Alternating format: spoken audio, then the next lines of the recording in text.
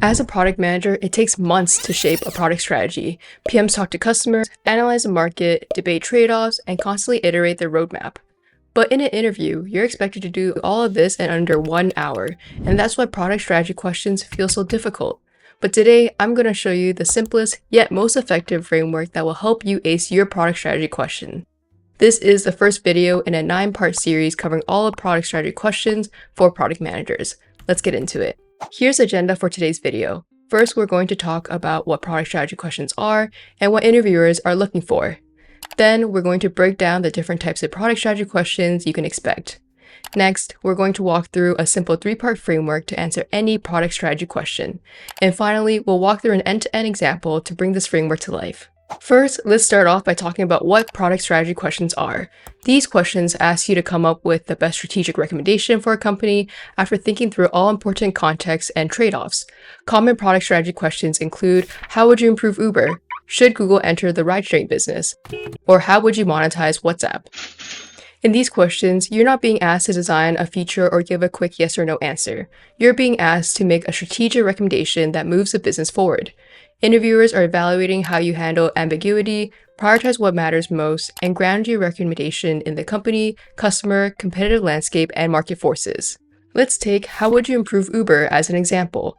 A weak answer would be proposing to add a new button or feature. A stronger strategic recommendation would be for Uber to shift from being just a rides marketplace to becoming a local transportation operating system. Instead of competing for every single ride, Uber should focus on trips people take regularly, like commuting, airport rides, and scheduled travel. Or another example, should Google enter the ride-sharing business? A weak answer would be a simple yes or no. A stronger strategic recommendation is for Google to avoid running rides itself and instead become the infrastructure layer for mobility, letting other ride-sharing apps use Google's Maps, search, and routing technology while Google avoids the costs and complexity of operating rides. And lastly, for how would you monetize WhatsApp, a weak answer would be proposing a generic freemium model. A stronger strategic recommendation is to charge businesses for customer interactions and commerce tools while keeping personal messaging ad-free to preserve user engagement and trust. You'll notice that these product strategy questions don't follow a strict format, like how product design questions will ask you to design a new feature or product for a user group, or how estimation questions will ask you to estimate a metric or quantity for a product in a given region. With that being said, it helps to understand the types of product strategy questions you'll see. First, we can break down product strategy questions into 2 categories: strategic plan questions and strategic decision questions. The first is strategic plan questions, which ask what the company should do. Your job is to propose a direction or a roadmap that will meaningfully move the business forward. This includes product improvement questions like how would you improve YouTube's recommendation algorithm? Growth questions like how would you grow Airbnb supply in smaller cities? Long-term vision and portfolio strategy questions like what should Amazon build in the next 5 years? Go-to-market and launch strategy questions like how would you launch a new payments product for Square? And lastly, monetization questions like how would you monetize Google's Gemini? The second type of question is strategic decision questions that ask you to make a decision for the company. Your job is to evaluate the decision, explain under what conditions it makes sense, or recommend an alternative if it doesn't. This includes market entry questions like should Slack enter the education market, trade-off questions like should Netflix acquire indie studios, and analysis questions like what is the biggest threat to Shopify and what should Shopify do about it? And you'll notice that although these questions all look a little bit different, the way you approach them is the same. With that being said, let's walk through the framework to answer product strategy questions. At a high level, this framework can be broken down into 3 steps. First, you want to ask clarifying questions, then analyze the context, and lastly present a strategic recommendation. Let me quickly define what each step means, and then we can walk through an example. First, like all product management interviews, you want to ask clarifying questions about what success means, the time frame, and if there are any constraints to the problem that you should know beforehand. Next, we assess context by understanding the company's positioning, customer and pain points, competitive landscape, and market forces. This is where most of the work happens, and later in this video, I'll walk through exactly what you need to analyze in this step. Then, with all this context, you finally choose a recommendation.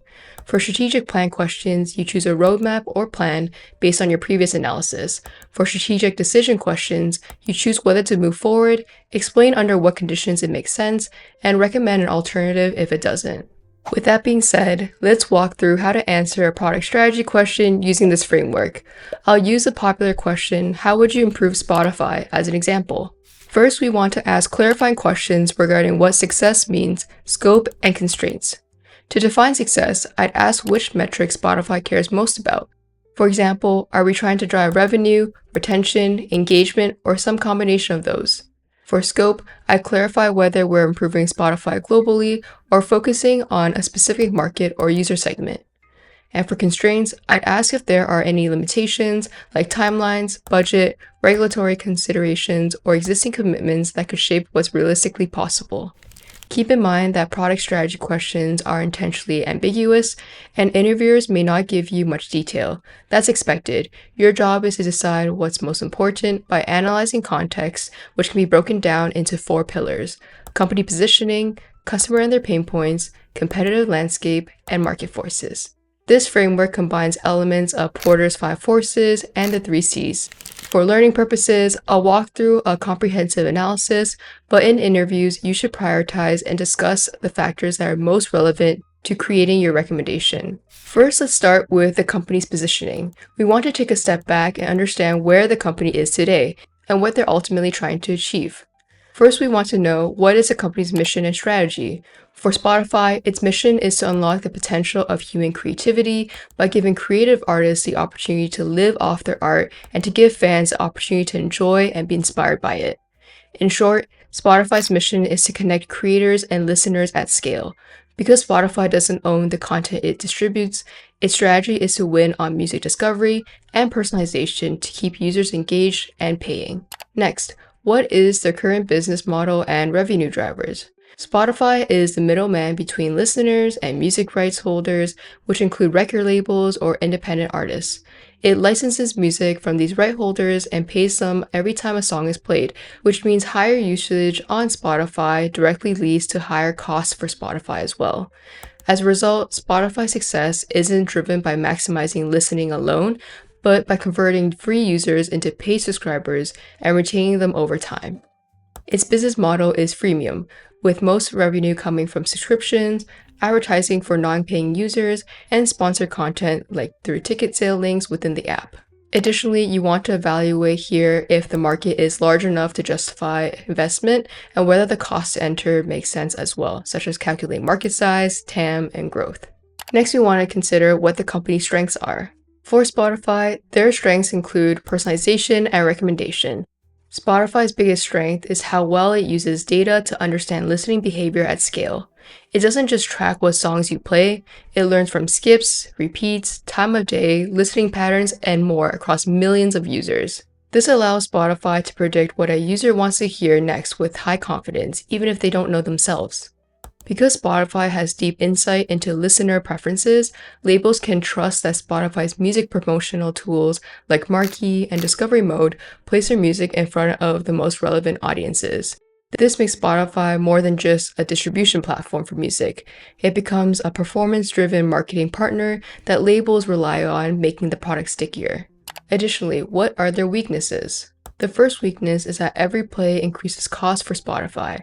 Spotify pays rights holders every time a song is played. As a result, Spotify can't optimize purely for listening time because increasing usage doesn't automatically improve profitability. Additionally, Spotify doesn't own the music it streams, so it has limited control over how much it pays for songs, which constrains its ability to improve margins. And the last weakness is indirect artist compensation. Most of the money Spotify pays for music goes to record labels rather than directly to artists, which means Spotify can't control how individual creators are rewarded. This makes it hard for Spotify to directly incentivize artists for behaviors it cares about, like releasing more music, being more creative, engaging with fans, or trying new formats. A well-known example of this was when Taylor Swift pulled her music from Spotify because she felt the free streaming model didn't fairly compensate artists.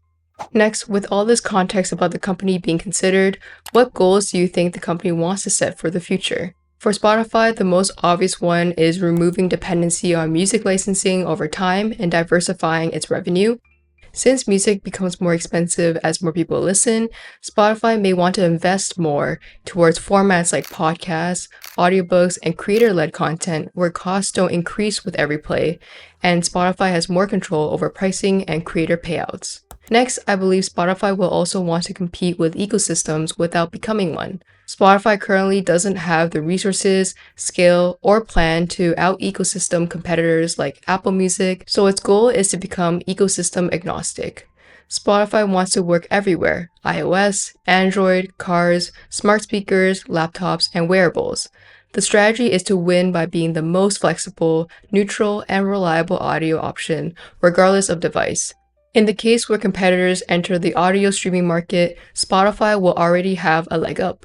And lastly, Spotify wants to continue to push the bounds of creativity for artists as mentioned in their mission statement. Whether through curated playlists, viral moments like Spotify Wrapped, or other creative product experiences, Spotify consistently aligns its business strategy with its mission to unlock creativity. Here, you want to really see what vision the company has and use that as guiding principles for any strategic recommendations you will propose in your solution. Now that we're aligned on what the company does, let's look at how it delivers value to customers. We want to ask ourselves, who are the customers? What are their pain points? How does the company address these pain points? And also, what challenges do customers still face? For example, one key customer pain point for Spotify is wanting uninterrupted, reliable listening. However, users still experience issues like app crashes, unresponsive screens, slow loading, broken integrations with services like Discord, and interruptions during background playback. As a result, competitors like Apple, Amazon, and YouTube, who have long track records of building reliable, large-scale systems with tight ecosystem integrations, can seem like a more attractive alternative. With this being said, we are brought to our next pillar, which is talking about the competitive landscape. So introducing any new changes, whether that be a new product suite, monetization plan, or acquisition, has to account for potentially any new competitors, alternative options, or other factors that may change consumer behavior. First off, we want to determine who the existing competitors are. Why would customers choose them instead? Where do their offerings fall short? For example, one of Spotify's biggest competitors is Apple Music, which is often bundled with free trials when users purchase an Apple product. Because Apple Music comes pre-installed, it has a much lower adoption barrier than downloading and switching to a separate app.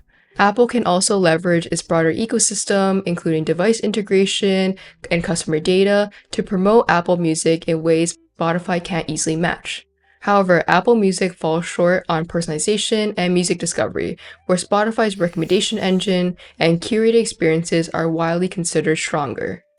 Another example of a competitor for Spotify is TikTok. While it's not a music streaming app, many people now discover new music on TikTok first and then go to Spotify just to listen, which means TikTok increasingly competes with Spotify for music discovery and attention. Additionally, you also want to consider if there will be any new competitors if you were to join a new market or pursue a new product line. If Spotify enters the ticket selling and resale space, it would begin competing with platforms like Ticketmaster and StubHub, which already dominate event distribution, pricing power, and resale liquidity, and have already established trust with both venues and fans around ticket purchasing. Next, you also want to consider what the product's alternatives are. For users who want everything in one place, YouTube Music acts as a substitute for Spotify. With a YouTube Premium subscription, users can discover music, listen to songs, and watch music videos ad-free within the same app they already use. Even if YouTube Music isn't better at music discovery, it definitely could pivot into that space with its ongoing investments in AI. Next, we want to consider factors that could change user behavior. First, we want to look at market trends that could potentially change the competitive landscape. As AI becomes table stakes across the market, where can Spotify most effectively take advantage of it?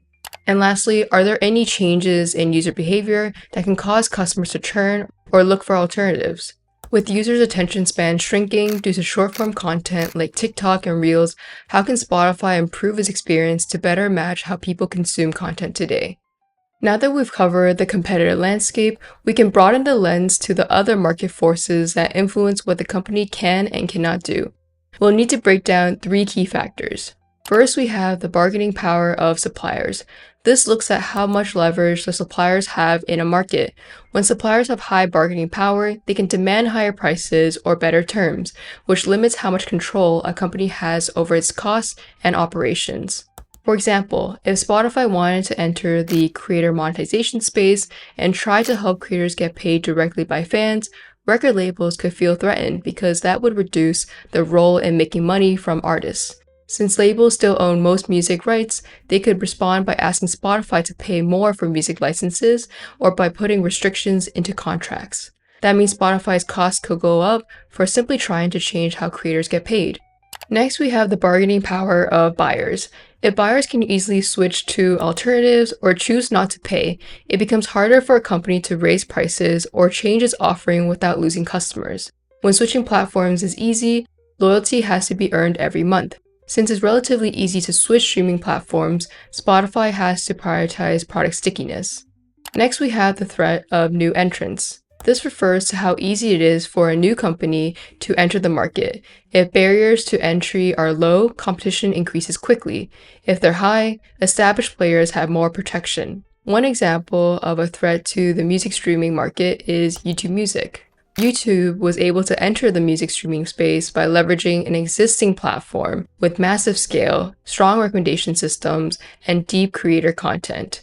Because YouTube already owns search, discovery, and attention, it didn't need to out-innovate Spotify on features. It just needed to integrate music into a platform that users already used.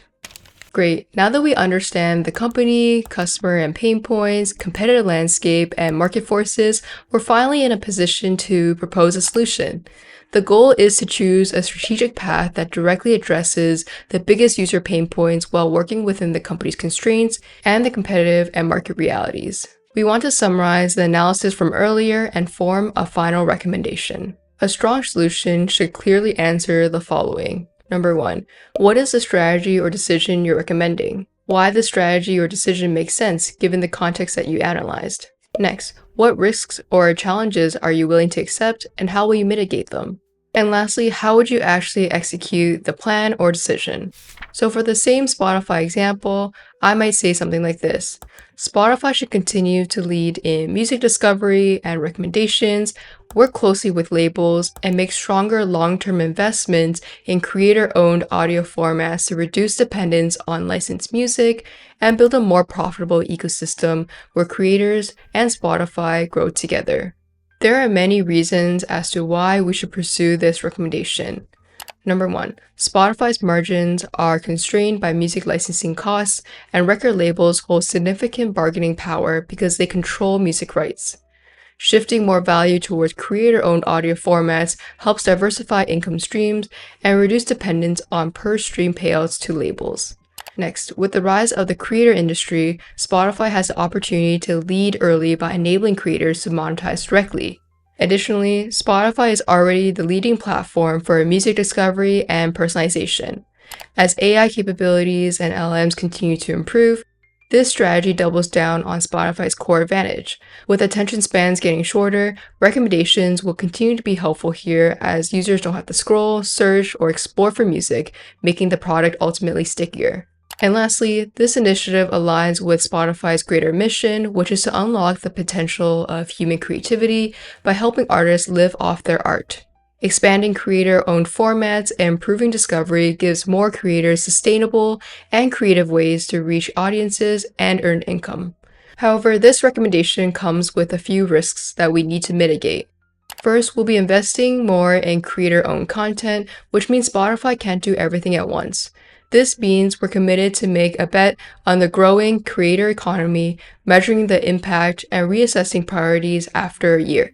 Additionally, moving towards creator-owned formats puts Spotify in more direct competition with platforms like SoundCloud, Patreon, and Cameo. Spotify could differentiate by using its strong recommendation engine to surface exclusive, monetized creator content to the listeners that would care the most. And lastly, expanding creator-owned formats risks flooding the platform with low-quality content, which can hurt discovery and trust. Spotify can mitigate this by rewarding creators who consistently deliver content listeners engage with, not just those who post frequently. And on execution, Spotify would build these tools in-house to leverage its existing listening data and discovery engine, while partnering with select creators and talent agencies to onboard proven talent, reduce content risks, and establish credibility for new creator monetization models.